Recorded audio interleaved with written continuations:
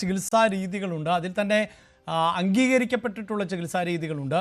പക്ഷേ ഈ അക്യുപഞ്ചർ പോലെയുള്ള ചികിത്സാ രീതികൾ അത് ഏതെങ്കിലും തരത്തിൽ അംഗീകരിക്കപ്പെട്ടതായി അറിവില്ല. അതിനെന്തെങ്കിലും ശാസ്ത്രീയ അടിത്തറയുണ്ട് എന്ന് താങ്കൾക്ക് തോന്നുന്നുണ്ടോ? കേൾക്കാവോ ഞാൻ പറയും? കേൾക്കാം, പറഞ്ഞുകൊള്ളൂ. അക്യുപഞ്ചർ അംഗീകരിക്കപ്പെട്ടത് തന്നെയാണ്. പക്ഷേ അൺഫോർച്ചുനേറ്റ്ലി ഇപ്പോ നമുക്കിപ്പോ ഉണ്ടായ സിനാരിയോ, അല്ലെങ്കിൽ ഇപ്പൊ കേരളത്തിൽ, എസ്പെഷ്യലി ഇപ്പൊ കേരളത്തിൽ കഴിഞ്ഞ കുറച്ച് അംഗീകരിക്കപ്പെട്ടത് എന്ന് പറയുമ്പോൾ അതിന് സാധാരണ നമുക്കറിയാമല്ലോ, ഈ അംഗീകാരം നൽകുന്നതിന് നമ്മുടേതായ സംവിധാനങ്ങളുണ്ട്. ആ സംവിധാനങ്ങൾ അംഗീകരിച്ചിട്ടുള്ള ചികിത്സാ രീതി തന്നെയാണോ ഇത്? അതായത് TCMC രജിസ്ട്രേഷൻ ചെയ്ത ഒരു ഡോക്ടറാണ് ഞാൻ.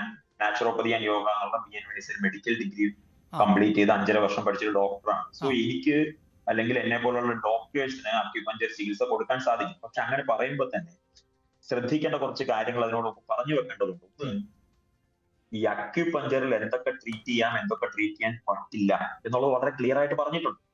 ഈ പറയുന്ന ഇപ്പോ കഴിഞ്ഞ കുറച്ച് കാലങ്ങളിൽ ഇപ്പൊ പ്രസവം എടുക്കുവാൻ ബന്ധപ്പെട്ട് നമുക്ക് കുറച്ച് നാൾ മുമ്പ് ഒരു മരണം ഉണ്ടായി. ഇപ്പോ ഈ കുട്ടിയുടെ മരണം. ഇപ്പോ നേരത്തെ ഡോക്ടർ പറഞ്ഞതുപോലെ ഇത് യഥാർത്ഥത്തിൽ ഉണ്ടായത് ചൈനയിൽ നിന്നാണ്. ചൈനയിൽ പോലും ഈ പറഞ്ഞ കാര്യങ്ങൾക്കൊന്നും അക്യുപഞ്ചർ യൂസ് ചെയ്യാറില്ല എന്നുള്ളതാണ് സത്യം. മനസ്സിലായില്ലേ? ഇപ്പോ ഇവിടുത്തെ പ്രശ്നം എന്താ? ഇവിടുത്തെ യഥാർത്ഥത്തിലുള്ള പ്രശ്നം, ഇന്ന് ഒരു 100 അക്യുപഞ്ചർ ക്ലിനിക്കുകൾ എന്നുള്ള പേരിൽ ഇവിടെ വരുന്ന ക്ലിനിക്കുകൾ എടുത്താൽ അതിൽ 95 എണ്ണവും റൺ ചെയ്യുന്നത് 2 മാസം 3 മാസം ഓൺലൈനായിട്ടും ഓഫ്ലൈനായിട്ടും അക്യുപഞ്ചർ പഠിച്ചു എന്ന് അവകാശപ്പെടുന്ന, ഒരു തരത്തിലും ഇതിന്റെ ശാസ്ത്രീയമായ അല്ലെങ്കിൽ മെഡിക്കലി ഒരു നോളജും ഇല്ലാത്ത, നമ്മൾ എന്തെങ്കിലും സാധാരണ ഇപ്പൊ ടൈല് പണിക്കോ വാർപ്പണിക്കോ സാധാരണക്കാർ വരെ ഇത് വന്നിട്ട് 2 മാസത്തെ ഓൺലൈനിലോ ഓഫ്ലൈനിലോ കോഴ്സുകൾ പ്രൊവൈഡ് ചെയ്യാണ് കേരളത്തിൽ. ആ കോഴ്സുകൾ പഠിച്ചിട്ട് അവര് സ്വന്തമായി സ്വയം ഡോക്ടർ എന്ന് ചിത്രീകരിക്കുകയാണ്. 2 മാസത്തെ ഈ കോഴ്സുകൾ പഠിച്ചിട്ട് അവരാണ് യഥാർത്ഥത്തിൽ ഞങ്ങൾ പ്രസവം. അല്ല, അപ്പോൾ യഥാർത്ഥത്തിൽ ഈ അക്യുപഞ്ചർ താങ്കൾ ഈ പറയുന്നത് പോലെ അംഗീകരിക്കപ്പെട്ടിട്ടുള്ള ഒന്നാണെങ്കിൽ അത് ഏത് ഇൻസ്റ്റിറ്റ്യൂട്ടിന് കീഴിൽ, ഏത് സർവകലാശാലയ്ക്ക് കീഴിൽ, അല്ലെങ്കിൽ എന്ത് മെഡിക്കൽ ബോർഡിന് കീഴിൽ വരുന്ന ഇൻസ്റ്റിറ്റ്യൂട്ടുകളിൽ ആണ് ഇത് പഠിപ്പിക്കുന്നത്?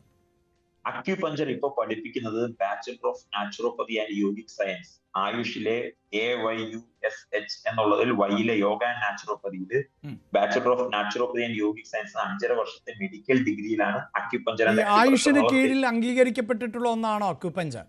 അതെ അതെ, ആയുഷിന്റെ കീഴിൽ അംഗീകരിക്കപ്പെട്ടുള്ള മെഡിക്കൽ ഡോക്ടേഴ്സ്, TCMC രജിസ്ട്രേഷൻ ഉള്ള ഡോക്ടറാണ് ഞാൻ. എന്നെ പോലെ നാച്ചുറോപ്പതി ഡോക്ടേഴ്സ്, 100-ലധികം നാച്ചുറോപ്പതി ഡോക്ടേഴ്സ് ഉണ്ട്.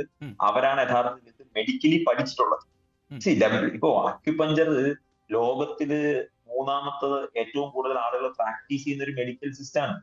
നമ്മൾ WHO തന്നെ അംഗീകരിച്ചിട്ടുള്ള, WHO അംഗീകരിച്ച ഒരു ലിസ്റ്റ് ഓഫ് ഡിസീസ് എന്റെ കയ്യിലുണ്ട്. അവര് WHO നമുക്ക് പ്രാക്ടീസ് ചെയ്യാമെന്ന് അംഗീകരിച്ച ലിസ്റ്റ് ഓഫ് ഡിസീസുകളുണ്ട്. അല്ല, അങ്ങനെയെങ്കിൽ ഡോക്ടർ അഭിജിത്ത്, അപ്പോൾ സ്വാഭാവികമായും സർക്കാർ സംവിധാനങ്ങൾക്ക് ഇതിനെ വിലക്കുക എന്നത് പ്രായോഗികമല്ലല്ലോ. യഥാർത്ഥത്തിൽ വിലക്കേണ്ടത്, സാർ, അതാണ് പ്രശ്നം. യഥാർത്ഥത്തിൽ വിലക്കേണ്ടത് ഞാൻ നേരത്തെ പറഞ്ഞതുപോലെ 1.5 മാസം 2 മാസം കൊണ്ട് ഡോക്ടേഴ്സ് ആവുന്ന ഈ വ്യാജ അക്യുപഞ്ചറിസ്റ്റുകളെയാണ്.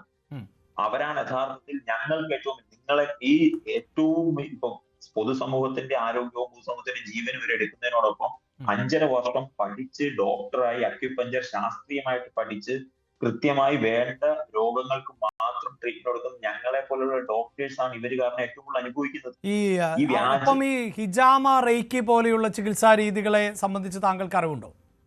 ഇല്ല, അത് നമ്മൾ യഥാർത്ഥത്തിൽ നമ്മളധികം പ്രാക്ടീസ് ചെയ്യാറില്ലാത്ത സിസ്റ്റമാണ്. ഞാൻ പറഞ്ഞില്ല, ഇതിനൊക്കെ കൃത്യമായി നേരത്തെ ഡോക്ടറോട് ചോദിച്ചില്ല, ഇതിനൊക്കെ ഒരു മതത്തിന്റെ പേരിൽ യഥാർത്ഥത്തിൽ ഒരു അന്ധവിശ്വാസമായിട്ട് കേരളത്തിൽ മാറിക്കൊണ്ടിരിക്കുക. നമ്മൾ നേരത്തെ ഈ പത്തനംതിട്ടയിൽ ഒരാളെ നരബലി നടത്തിയതുപോലെ, എരന്തൂർ